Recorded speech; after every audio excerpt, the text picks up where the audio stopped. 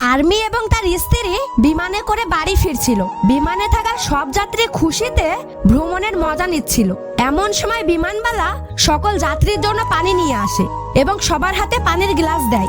Army এবং তার স্ত্রীকেও দেয়। পানি খেয়ে বিমানের সকল যাত্রী অজ্ঞান হয়ে পড়ে। আর্মি এবং তার স্ত্রীও অজ্ঞান হয়ে পড়ে।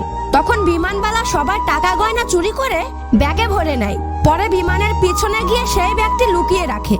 কিছুক্ষণ পরে আর্মি এবং বিমানের সকল যাত্রীর জ্ঞান ফিরে আসে। সে আবার পাইলটের কাছে গিয়েও তাকে পানি খেতে দেয়। পাইলট কিছু সময় পরে অজ্ঞান হয়ে পড়ে। এবার বিমানবালা নিজেই বিমান উড়াতে থাকে। বিমানের দিক ঘোরাতেই বিপদ সংকেত আসতে শুরু করে। সংকেত দেখে যাত্রীরা ভয় পেয়ে চিৎকার করতে থাকে। আর্মি পাইলটের কক্ষের দিকে দৌড়ে যায়, কিন্তু দরজা বন্ধ থাকায় সে দরজা ভেঙে ভিতরে ঢুকে বিমানবালাকে দড়ি দিয়ে বেঁধে ফেলে। তারপর আর্মি পাইলটের জায়গায় বসে বিমানটি চালিয়ে নিরাপদে অবতরণ করায়। আর্মি সকল যাত্রীর জীবন রক্ষা করে। বন্ধুরা, আর্মির জন্য একটি লাইক এবং একটি সাবস্ক্রাইব করতে ভুলবেন না।